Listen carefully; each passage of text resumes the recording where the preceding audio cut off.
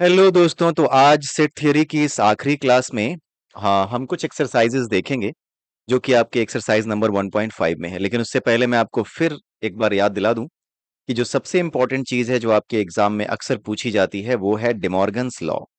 ठीक है, तो डिमॉर्गन्स लॉ को आप हमेशा याद रखेंगे। ए यूनियन बी का जो कॉम्प्लीमेंट है that will be equal to A dash intersection B dash. Similarly A intersection B का जो डैश है यानी कॉम्प्लीमेंट है that will be the union of the complement of A and B, both sets. ठीक है, इसी को डिमॉर्गन्स लॉ बोलते हैं, इन दोनों लॉज को। ये आपको याद रखना है। उसके अलावा ये भी आपको याद रखने हैं, first second third and fourth याद क्या रखने हैं, ये तो कॉमन सेंस की बात है, राइट। अगर आपको कॉम्प्लीमेंट सेट की डेफिनेशन पता है तो every law you can understand, this is just the common sense now. इसका यूज करके आप कर सकते हैं। अच्छा, इनके लिए वेन डायग्राम बनाने के लिए भी आते हैं and this is not that tough, right. Venn diagram अगर आपको बनाना है, जैसे यहां पर अगर आप देखें तो यूनिवर्सल सेट इज यू, तो पूरा का पूरा जो रेक्टेंगल के अंदर सेट है ना दैट इज यूनिवर्सल सेट। और उसके अंदर एक सेट है हमारा ए, यूनिवर्सल सेट के अंदर हमारा सेट है ए। तो जो ए है that is the subset of you. ठीक है, यूनिवर्सल सेट का सबसेट होता है। अगर आपको ए डैश निकालना है तो क्या होता है, यानी कि अगर आपको ए का कॉम्प्लीमेंट निकालना है तो होता क्या है कि हर वो चीज जो कि ए में नहीं हो, ठीक है, हर वो चीज जो कि ए में ना हो और बट यू में हो, that is known as A dash. यानी कि जो बाहर का एरिया दिख रहा है ना आपको, जो लाइट ब्लू कलर में है दैट इज ए डैश। और ओवरऑल जो एरिया है यू और ए को मिला करके, right, that is you. You और ए को मिला करके, इन दोनों को मिला करके, यू और ए दोनों को मिला करके जो बना है दैट इज यू। लेकिन अगर आप ए को निकाल दो, ए का कोई एलिमेंट आप ना लो, सिर्फ और सिर्फ यू में बाकी के जो बटे हुए एलिमेंट ले लो, तो केवल और केवल यू के बाकी के बचे हुए जब एलिमेंट लोगे तो that will become a dash. ठीक है, सिमिलरली आप बाकी के जो वेन डायग्राम्स हैं वो आप बना सकते हो। You can write it down, solution right it down, and उसके बाद आप वेन डायग्राम भी बना सकते हो। ये पूछे जाते हैं इसलिए मैं आपको बता रहा हूँ। It's not that big deal, इसलिए मैं इसको बहुत ज्यादा प्रेशर नहीं देने वाला पढ़ाने में कि मैं इसको बहुत ज्यादा तवज्जो दूं। You can your self do it. ठीक है, क्योंकि ये चीजें ऐसी हैं जिस पर आप खुद भी हाथ पैर मार सकते हो। This is not needed to be explain. जो एक्सप्लेन करना था that I already have explain. ठीक है, आइए आगे देखते हैं। यहाँ पर बताया गया है पहला क्वेश्चन, एक यूनिवर्सल सेट दिया गया है, ए बी एंड सी दिए गए हैं। आपको A dash B dash A union C dash A union B का डैश ए डैश का डैश, राइट। अच्छा, ए डैश का डैश क्या आएगा? इट विल बी ए, हमने पढ़ा था, right, complementary of the complementary. Okay, then in that case it will be the set itself, जो रूल आपने देखा था, यहाँ पर देखा होगा, ए डैश का dash will be A, so it will be जो भी यहाँ पर ए में दिया हुआ है। अब यहाँ पर भी जो दूसरा क्वेश्चन है, दिस इज सो इजी, मैं इसको नहीं बताने वाला। यहाँ पर जो तीसरा क्वेश्चन है, let us see that, taking the set of natural numbers as the universal set, यानी कि जो यूनिवर्सल सेट है वो हमारा सेट ऑफ नेचुरल नंबर्स है। अगर आप उसे लिखने जाएंगे तो कैसे लिखेंगे? अगर आप इस चीज को लिखना चाहते हैं कि जो हमारा यूनिवर्सल सेट है, यूनिवर्सल सेट है that is x such that x is a natural number, कुछ ऐसे ही लिखेंगे आप। ये क्या हो गया? ये यूनिवर्सल सेट हो गया, X such that x is a natural number. उसके बाद आता है आपका, ये बताना है right down the complement of the following sets. आपको इनका कॉम्प्लीमेंट बताना है। अगर आपका यूनिवर्सल सेट नेचुरल नंबर्स का है तो आपको इन सभी सेट्स का कॉम्प्लीमेंट सेट बनाना है।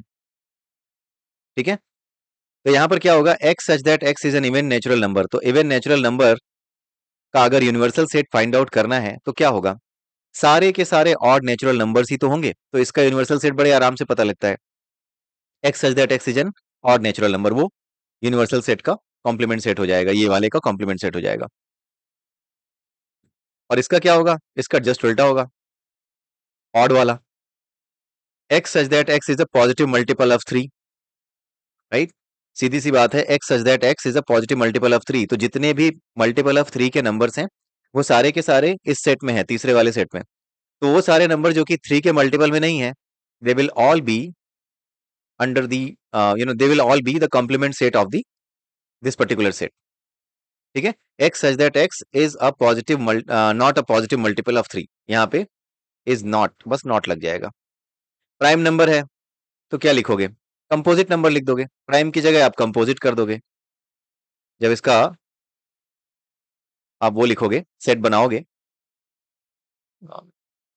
जो आप सेट बना रहे हो, आपका कॉम्प्लीमेंट्री सेट जो बना रहे हो, उस केस में प्राइम की जगह क्या हो जाएगा, कॉम्पोजिट हो जाएगा यहाँ पे, क्योंकि सारे के सारे प्राइम नंबर अगर यहाँ लिखे हैं तो प्राइम नंबर के अलावा जो दूसरे नंबर होते हैं वो कौन से होते हैं, कंपोजिट नंबर। दो ही तरह के नंबर होते हैं, प्राइम या composite.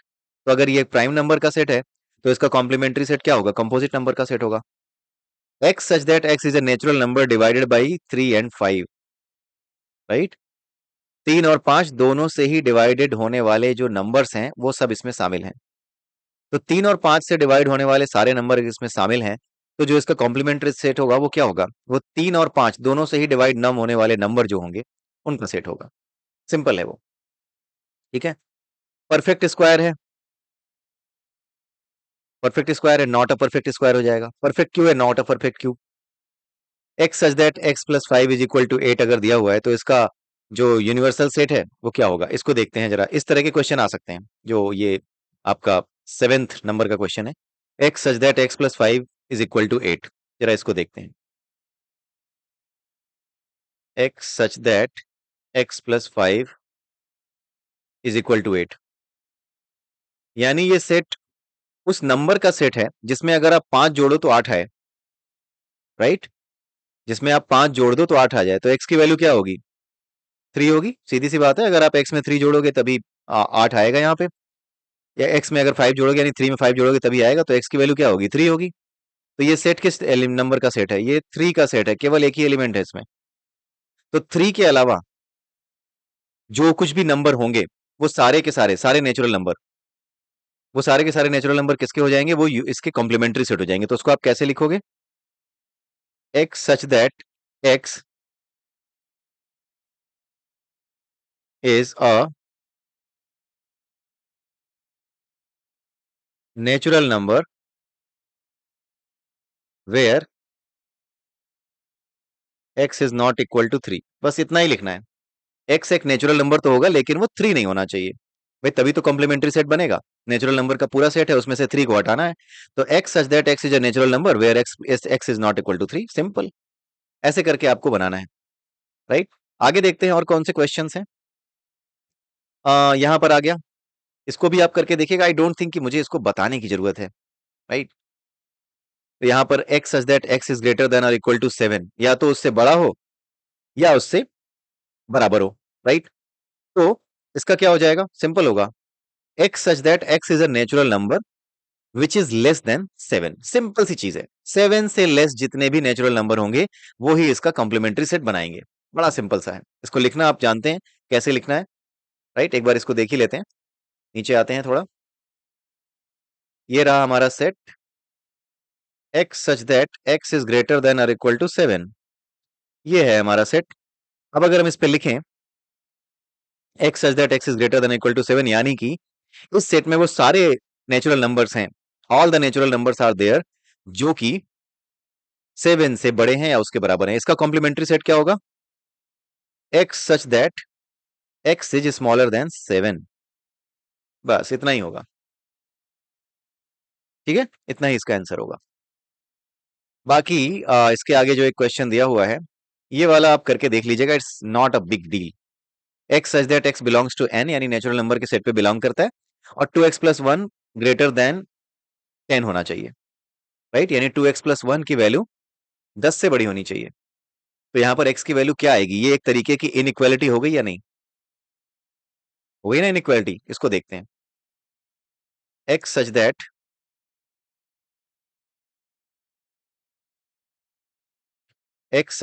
x belongs to n natural number and 2x+1 is greater than क्या, 10, ठीक है। ये है, इसको निकालना है। तो जरा इनइक्वालिटीज के टर्म्स में देखें कैसा होगा ये इक्वेशन।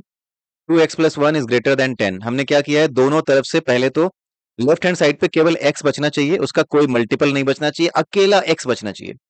और राइट हैंड साइड पे कोई x नहीं होना चाहिए, ठीक है। तो दोनों साइड में क्या करोगे, 2x+1 - 1 ग्रेटर देन 10 - 1, तो ये क्या हो गया, 2x इज ग्रेटर देन 9, ठीक है।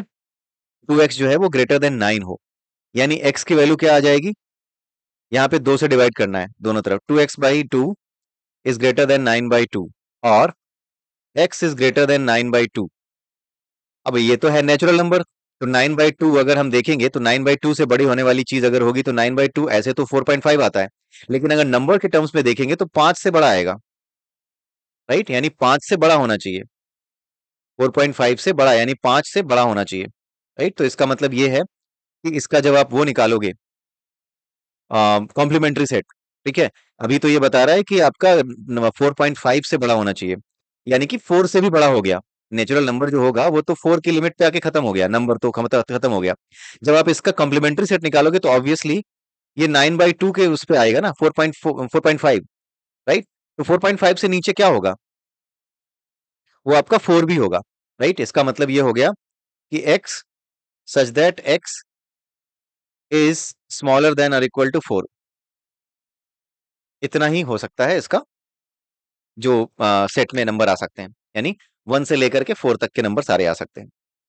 तो इस तरीके से आप निकाल सकते हो। यहाँ पर हालांकि मैंने इनइक्वालिटी का यूज कर लिया, बट द थिंग इज कि यहाँ पर बिना इनइक्वालिटी का यूज किए भी आप बता सकते थे, and it's a very important question. ये अच्छा क्वेश्चन है, ठीक है, इट्स अ गुड क्वेश्चन, आप इसको देखते रहिएगा।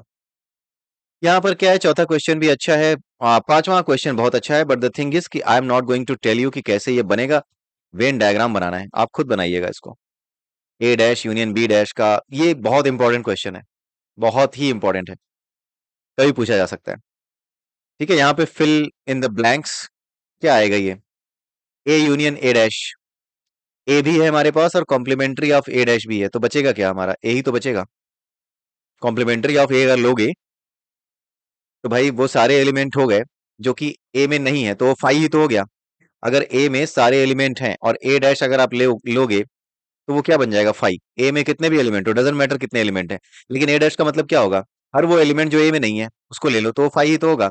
अगर दोनों का यूनियन करोगे तो ए ही तो आएगा, ठीक है। 5 डैश इंटरसेक्शन ए, 5 डैश, 5 यानी कि जो कुछ भी है सेट में वो है ही नहीं, कुछ कोई भी सेट है उसमें कुछ है ही नहीं, सेट एक खाली पड़ा हुआ है, ऐसा है, इसमें कोई एलिमेंट नहीं है। बट ए में सारे एलिमेंट हैं जो भी हो सकते हैं, ठीक है, ए एक ऐसा सेट है इसमें एलिमेंट है। अगर आप 5 डैश निकालोगे तो ये क्या होगा, यूनिवर्सल सेट बन जाएगा। यूनिवर्सल सेट का अगर आप यूनिवर्सल सेट का किसी आ, ए के साथ यूनियन करें, इंटरसेक्शन करेंगे तो क्या आएगा, दोनों में जो कॉमन होगा वही तो आएगा, और वो ए होगा, क्योंकि जो कुछ ए में है वही तो यूनियन के साथ आएगा, जो आपका जो यूनिवर्सल सेट है उसके साथ आएगा, तो यहाँ पर ए ही आएगा, क्योंकि ए में वो सारे एलिमेंट होंगे जो कि यू में भी होंगे। 5 डैश का मतलब क्या है, सीधी सी बात है, यू यूनिवर्सल सेट हो गया। अब इसका जब इंटरसेक्शन करोगे ए के साथ, तो सीधी सी बात है, ए में जितने एलिमेंट होंगे और यूनिवर्सल सेट में जितने एलिमेंट होंगे जो कॉमन होंगे उनको लेना है, तो जैसे ही आप कॉमन लोगे क्या बचेगा, ए ही तो बचेगा। A intersection A dash, A intersection A dash क्या आएगा, ए में जितने एलिमेंट है ए डैश क्या होगा, 5 हो जाएगा। जैसे ही 5 होगा वो क्या हो जाएगा, ए इंटरसेक्शन ए डैश, दोनों में कॉमन एलिमेंट निकालना है तो क्या बचेगा, 5 बचेगा, ठीक है। यूनिवर्सल सेट का डैश लेना है, उसके बाद इंटरसेक्शन ऑफ ए लेना है, तो यूनिवर्सल सेट का डैश जब लोगे तो 5 हो जाएगा। 5 और ए में जब इंटरसेक्शन कराओगे तो कितना बचेगा, इंटरसेक्शन ऑफ 5 एंड ए क्या बचेगा, कुछ नहीं बचेगा, कोई भी तो चीज कॉमन नहीं होगी दोनों में, ठीक है। इस तरीके की चीज यहाँ पर है। अच्छा, अब इसमें एक एग्जाम्पल दिया हुआ है बड़ा अच्छा सा, इसको आप कर लीजिएगा। इसमें पहले ही एग्जाम्पल में आंसर दिया हुआ है, सोल्यूशन दिया हुआ है। दिस इज वेरी इंपॉर्टेंट, ये आ सकता है एग्जाम में, इसको देख जाइएगा, बहुत सिंपल है। यहाँ पे बता रहा है कि show that A union B is equal to A intersection B, then इसका मतलब ये है कि ए और बी दोनों बराबर हैं। तो ए यहाँ पे इसने क्या किया, पहले ए को बिलोंग कर लिया है, मतलब ए को लेट कर लिया है कि A is belonging to A, capital A. अगर ए कैपिटल ए में बिलोंग कर रहा है तो ए जो है वो ए यूनियन बी में भी बिलोंग करेगा, सही सी बात है। उसके बाद उसके बाद दूसरा क्या लिखा है, A union B is equal to A intersection B. तो ए अगर ए इंटरसेक्शन बी में बिलोंग कर रहा है तो ए बिलोंग्स टू बी भी होगा, ठीक है।